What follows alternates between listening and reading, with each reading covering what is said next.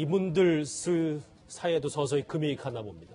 왜 항상 먼저 질문을 하냐? 인정사정 없는 박 전 대통령 측과 최순실 씨 측입니다. 저 얘기를 해보기 전에 이 얘기부터 해봐야 될 것 같아요. 오늘 얘기입니다. 오늘도 재판에 출석한 박 전 대통령의 건강 상태를 두고 그런데 일부 극성 지지자들 사이에서 이런 말까지 나오고 있습니다. 목소리 들어보시죠. 이것이 인권이 있는 나라니까 이러서는 안 됩니다. 박근혜 대통령이 인포해야 됩니다. 알죠? 박근혜 대통령이 인포하세요. 어지럽지를 호소하고 있습니다. 그걸 노리다 두고 국민을 가만히 있을 겁니까? 박근혜 대통령님을 수업하라! 사랑합니다! 힘내세요! 건강하세요! 저 목소리는 뭐 많이 들어보셨지만 전 처음 들어본 얘기가 있어요. 일부 극성 지지자들이 박 전 대통령 구하겠다고 탄핵 무효 소송을 냈었다면서요. 우리나라의 일단 최고 상급심이 대법원이고요. 그리고 대법원 외에 헌법재판소의 특정한 사건들을 담당하죠. 이렇게 탄핵 심판이나 위헌법률 심판을 담당하는데 헌법재판소의 결정을 뒤집을 수 있는 방법은 법적으로 없습니다. 예. 그런데 이번에 이제 박사모들 분들, 이제 박근혜 전 대통령의 열성 지지자들이 탄핵 자체가 무효다라고 민사소송을 제기를 한 거예요. 그럼 민사소송으로 제기가 되면 법원 입장에서는 헌법재판소의 결정을 민사소송으로 바꿀 수 있는 권한 자체가 없기 때문에 그건 각하를 한 거고, 최근에 그런 것도 있었죠. 대선 무효 소송도 있었어요. 이번에 이제 문재인 대통령이 대통령이 된 이 대선 자체가 무효다.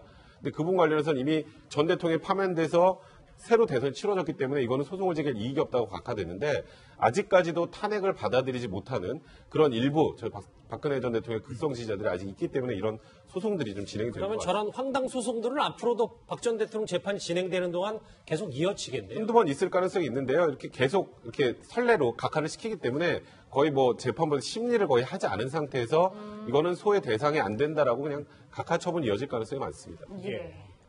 상당히 예. 정치적인 이벤트를 만들어내면서 박근혜 대통령의 탄핵과 구속의 부당함을 예. 이런 탄핵이나 대선 무효 소송을 통해서 계속 이야기하는 이유는, 이렇게 하면 이제 언론에서 관심을 가지고 뭐 각하가 되든 무효가 되든 계속해서 다뤄주고, 그러면서 박근혜 대통령의 억울함을 국민들에게 알리는 하나의 선전 전술의 일환으로 파악을 하면 될 것 같습니다. 저건 여론전이다. 네. 삼성전자 이재용 부회장도 오늘 재판에 출석을 했는데 오늘 화면 같이 한번 보실까요? 글쎄 좀 평소와는 다르게 이례적으로 이제 무태 안경을 벗고, 오늘 안경을 벗은 채 이재용 부회장이 오늘 피고인 신문이 예정되어 있는 만큼 저렇게 모습을 드러내고 서울중앙지법에 나타났습니다. 예, 이현정 의원님, 그런데 특검이 만만치 않을 것 같은 게 이재용 부회장의 재판에 출석했던 증인들이 최초의 진술을 번복하고 나섰어요. 뭐 언론 보도에 대해서 영향을 받아서 그렇게 말을 했었다, 아니면 절반 정도는 잘못 진술했다, 뭐 이런 취지의 답변을 하고 있어요. 그렇습니다. 이 재판이 진행이 되면서 증인신문 때는 사실은 삼성 관계자들이 대부분 묵비권, 그러니까 재판에 질문해도 응답하지 않는, 그러니까 모릅니다라고 이야기하는, 그렇게 이제 했었거든요. 근데 지금 마지막 이제 피고인 신문에 들어와서는 이제 진술 자체를 상당히 바꾸고 있어요. 즉 처음에 특검 진술 때는 상당히 어떤 대통령의 강압적 지시라든지 뭐 이런 것들을 상당히 이제 진술을 일부적으로 했었는데, 문제는 지금 와서는 그거 잘못 알았다, 또 뭐 몰랐다, 이런 식으로 해서 특히 또 대통령의 어떤 압박, 이런 부분에 중점적으로 좀 이제 진술하고 있는 것 같습니다. 즉 삼성에서 뭔가 적극적으로 뭔가 예를 들어서 뭐 혜택을 바라고 했다라는 이런 증거들과 진술들은 다 뒤로 뒤집은 채 실질적으로 이제 청와대나 최순실 압력에 따라서 본인들이 결국은 지원할 수밖에 없었다. 즉 본인들도 피해자다. 이런 진술을 지금 하고 있는 것 같아요.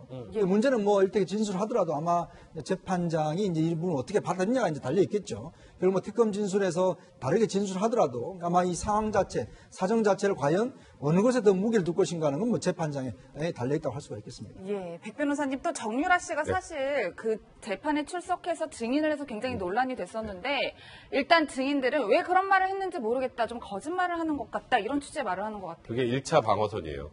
그러니까 지금 뭐냐면 삼성 측의 1차 방어선. 그러니까 정유라의 진술의 신빙성에 의문을 표시하는 거죠. 이게 허위다라고 단정적으로 얘기 안 해요.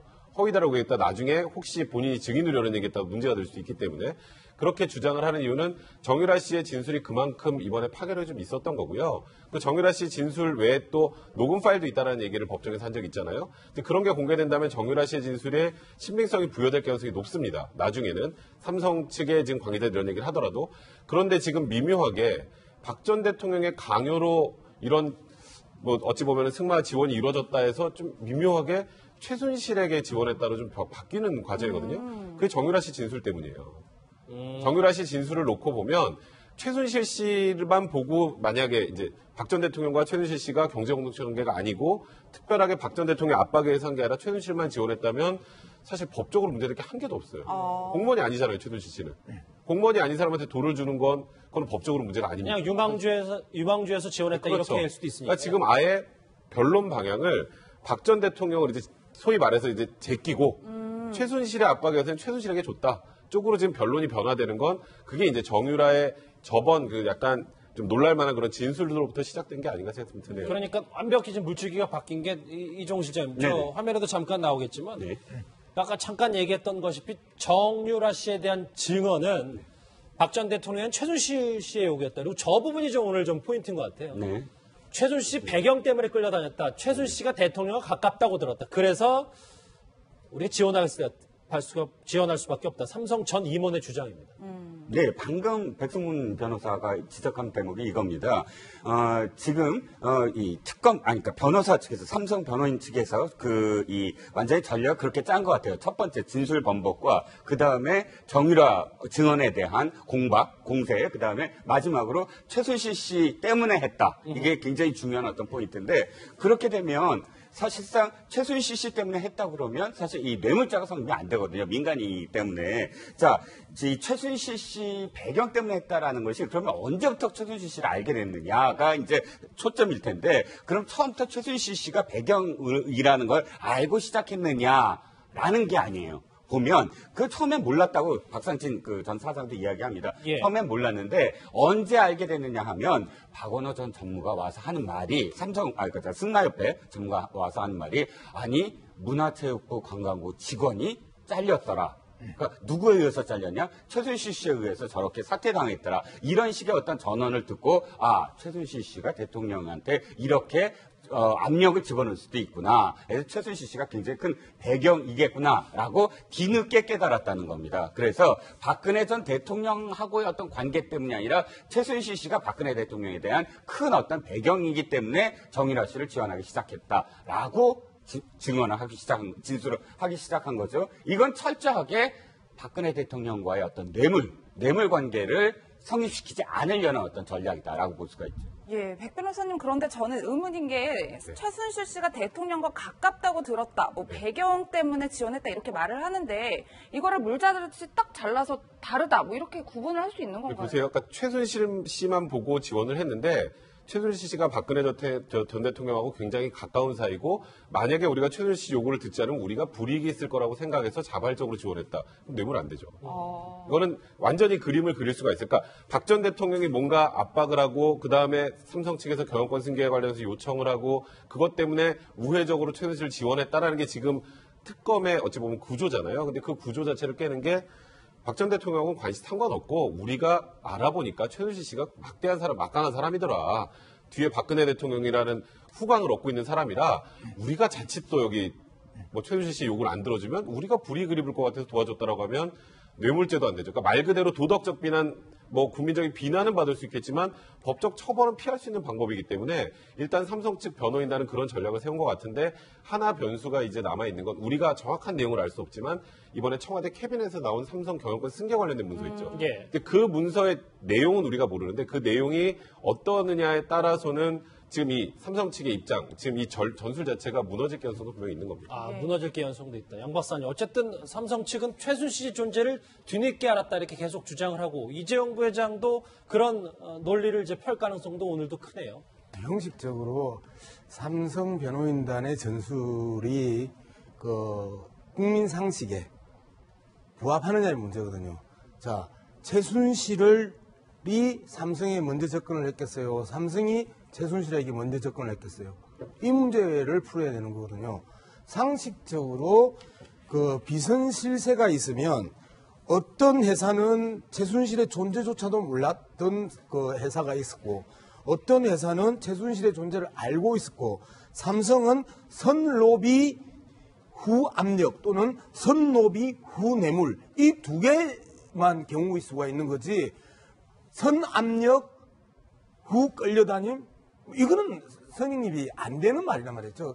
국민들이 다 알고 있잖아요. 삼성이 좀 더 공명정대하게 현 재판에 임해야 되는데 기존에 박근혜 대통령으로부터 압력을 받았다 하다가 이제는 최순실에게 압력을 받았다라고 이야기하는 것 자체가 이미 삼성이 한번 말을 바꾼 것이고 변호인단의 그 재판 전술이 바뀌는 것들을 이미 국민들도 알고 평론가들에게 분석을 당한다는 것 자체는 재판부가 바보가 아닌 이상해야 삼성 전략이 먹혀들기는 상당히 어렵다라고 보는 거죠. 근데 이제 변수가 있는 게 지금 말씀하시는 거 맞습니다. 그런데 그러니까 재판으로 이제 법정안으로 한번 들어가 볼게요. 법정안에 딱 들어가면 판사는 증거를 가지고 이제 재판을 해야 그렇죠. 되는데 특검에서 아까 진술했던 것처럼 박 전 대통령이 압력을 행사했다. 뭐 그 당시에 뭐 박 전 대통령과의 관계에 관련해서 진술을 했던 것이 다 뒤집는 거잖아요. 예. 그럼 진술 번복했으니까 이거는 당연히 신빙성이 의심이 가네라고 생각하는 게 맞겠지만 판사는 지금 앞에 걸 못 봅니다. 증거를 부동의하면 이게 못 올라와요, 법정에. 그러니까 법정에서는 진술만 가지고 지금 나머지 객관적인 증거와 결합해서 판단하는 거기 때문에 이 법정 안에서 진술이 번복됐다는 거는 형식적으로 좀 맞지 않은 상황이기 때문에 지금 삼성 입장에서는 재판 전략이 이렇게 짜게 된 거죠. 예, 이현정 의원님, 뭐 사실 삼성이 이제 최순실 씨를 겨냥하면서 굉장히 난처할 텐데 악재가 그뿐만 아니라 지금 법정 내에서 박 전 대통령 측과 일종의 신경전을 벌이고 있다, 뭐 이런 얘기들이 있어요. 그러니까 이런 조짐은 이미 이제 진작부터 좀 나타나기 시작을 했어요. 사실 이제 변호인으로 따지자면 이경재 변호사는 이제 49년생이고 유영하 변호사는 62년생입니다. 그렇죠. 법조계도 훨씬 선배인데. 그렇네요. 근데 이제 각자 변호하는 사람 입장에서 보면 지금 유영하 변호사는 대통령을 변호하고 있기 때문에 상당히 이제 갑의 위치에 있고 이경재 변호사는 좀 의뢰의 위치에 있는 그런 상황 같아요. 예. 이제 그러다 보니까 원래 사실은 아무 최순실 씨가 정말 대통령의 비선 실세고 그다음 모셨던 분이라고 한다면 모든 어떤 포커스를 사실은 이제 박 전 대통령에 맞춰야 되죠. 근데 이제 재판이 조금 진행되다 보니까 상황 자체가 좀 달라졌어요. 오히려 최순실 씨는 자기가 이제 살겠다고 자기 중심적으로 이제 재판을 진행해 나오고 또 중간중간 보면 이제 최순실이라고 자꾸 이영하 변호사 이야기하니까 짝 끊고 아니 최순실이 아니고 최서훈이라고 불러주세요. 그랬죠. 뭐 이렇게 이제 이야기를 한다든지 그다음에 재판 질문 너무 깁니다. 좀 짧게 하세요라든지 이런 식으로 해서 유영하 변호사가 눈을 쫙 째려보기도 하기도 하고 또 박 전 대통령이 또 레이저 눈빛 쏘기도 하고 상당히 불편한 것들이 이제 재판장에 솔직히 나왔어요. 그렇네요. 그러니까 이런 걸 보면 결국 이제 두 사람 간의 관계에는 이제 한 번도 눈빛을 쳐다본 적이 없습니다. 이거 마찬가지로 이제 각자 도생의 길로 접어든 것이 아닌가 결국은. 그러니까 최순실 입장에서는 결국 내가 살겠다라는 쪽으로 이제 해서 재판을 진행하는 것이고 박 전 대통령 입장에서도 이제 최순실을 철저하게 자기와 차별하고 분리해내는 이런 전략으로 재판을 임하고 있기 때문에 그 재판장의 두 사람과의 관계가 점점 시간이 갈수록 굉장히 예민해지고 있는 것 같습니다. 예. 대리전이자 뭐 신경전일 텐데 백 변호사님. 왜 항상 먼저 질문하냐? 질문 순서가 그렇게 중요한가 봅니다. 사실 그닥 그렇게 크게 중요하진 않아요. 근데 이제 최순실 씨 측 이경재 변호사 입장은 뭐냐면 우리는 몇 번 지금 재판을 받고 있어서 물어볼 게 몇 개 없는데 왜 꼭 굳이 박 전 대통령 측 먼저 하느냐. 우리 간단하게 몇 개 물어보고 그리고 박 전 대통령 측 물어보면 되지 않느냐라는 입장인 건데 유영하 변호사는 아주 간단한 거예요. 이건 박 전 대통령의 생각이라고 저는 느끼는데 당신 때문에 여기 끌려왔잖아. 이거예요. 최순실 때문에 내가 끌려왔는데 우리가 먼저 해야지. 그러니까 일종의 기싸움이기도 하고 아까 이현종 의원이 말씀하셨던 것처럼 이건 유불리의 문제라기보다 그동안에 박 전 대통령과 최순실 씨가 이렇게 하나로 갔다면 그 균열 조짐이 나올 수밖에 없는 게 박 전 대통령과 최순실 씨 입장이 좀 다릅니다. 박 전 대통령이 살고 최순실 씨만 죽고 하면 최순실 씨가 가만히 있을 것 같아요. 이제 그렇기 때문에 둘이 이해가 상충하는 부분이 지금 재판 과정에서 굉장히 많아요. 근데 그런 부분들 때문에 생기는 일종의 대리 신경전이다 이렇게 보시면 됩니다. 대리 신경전. 예, 뭐 말씀처럼. 네. 우리가 어디 식품점에 가가지고 이 식품을 사면 간편 계산대가 있고 그다음에 많은 것들을 계산하는 게 있잖아요. 아, 마트 가면요? 네, 마트 가면. 그런데 그 최순실 씨 측은 간편 계산대에서 간단하게 계산하고 먼저 나가고 싶은데 그리고 뒤에서 계속 박근혜 전 대통령 측은 장황하게 지금 질문을 하고 장황하게 증거를 들이대고 장황하게 묻고 있는데 우리가 좀 짧게 할 건데 우리 짧게 하고 빠지고 그다음에 너가 하면 됐긴데 왜 자꾸 너가 장황하게 하고 앞에서 시간 다 잡아먹고 우리는 계속 기다리고 있다가 짧게 한번 질문하냐. 지금 이 이야기 하는 거죠? 네, 맞습니다. 아이스크림 먼저 계산하고 나갈 텐데 그래서 20만 원짜리 이제 쭉 있으면 그 얘기입니다. 그는 짜증인 것 같아요. 알겠어요. 예. 이종호 실장님 이렇게 뭐 사소하다고 해야 되나요? 이런 부분에서부터 틈이 보이기 시작하면 나중에는 서로에게 굉장히 서로 다 이제 떨어지는 그런 진술이 나올 수도 있다. 파괴력 있는 진술이 나올 수도 있을 것 같아요. 지켜봐야죠. 왜냐하면 지금 가장 중요한 건 자신입니다. 자신에 대한 형량에 대한 문제거든요. 양쪽의 스타일이 달라요. 자, 이제 최순실 쪽은 최순실 씨가 직접 나서서 신문도 하면서 자기가 모든 것에 자기 중심이 있습니다. 그래서 자기가 바라는 어떤 처음부터 끝까지의 시나리오가 있어요. 그대로만 가야 돼요. 최순실 씨의 지금까지 재판 과정을 보면. 그러면 또 박 대통령은 사실 좀 이렇게 떨어져 있고 유영하 변호사나 이 변호인 측이 또 그려놓은 그림이 있습니다. 그런데 양쪽이 생각하는 바는 달라요. 왜 다르냐? 각자 의뢰인들이 형량을 적게 받는 게 목적 아닙니까? 그렇다면 서로 다른 마지막에 어떤 목표는 다를 수밖에 없어요. 각자 자기의 형량을 낮춰야 된다. 그것이 어떤 목표라면 지금까지 우리가 처음에 공범관계이기 때문에 운명 공동체이기 때문에 이렇게 서로 상부상조할 것이다라는 그런 생각으로 이걸 접근을 했다면 지금 사실 거의 막바지 아닙니까? 삼성과 관련돼서는 사실 굉장히 절박한 부분이에요. 형량에 대한 부분도 그렇기 때문에 앞으로 최순실 씨가 어떻게 나오느냐, 정말로 이게 내가 지금 진짜 이해관계가 좀 달라지면은 뭔가 좀 다른 정유라라든지 혹은 다른 어떤 부분에서 나올 가능성도 분명히 있죠. 이게 탄핵 이전하고 이하고 다를 수밖에 없어요. 탄핵 이전에는 이경재 변호사가 박근혜 전 대통령 변호사야 아니면 최순실 변호사야 이런 얘기를 많이 했었잖아요. 네. 그때까지는 박 전 대통령이 탄핵이 되지 않으면 최순실 씨가 살 길이 있다고 생각했던 거고 탄핵이 돼서 같이 재판을 받아야 되는 상황이 되면 제가 살 길을 찾아야죠. 그래서 그 이후에 분명히 신경전이나 다른 진술이 나올 가능성이 많다는 얘기를 제가 저번에 한 적이 있었는데 그런 과정으로 재판이 진행된다고 보시면 될 것 같습니다. 예. 국정농단 관련 뒷얘기는 화수분입니다. 백성원 변호사는 여기서 인사를 드리겠습니다. 고맙습니다.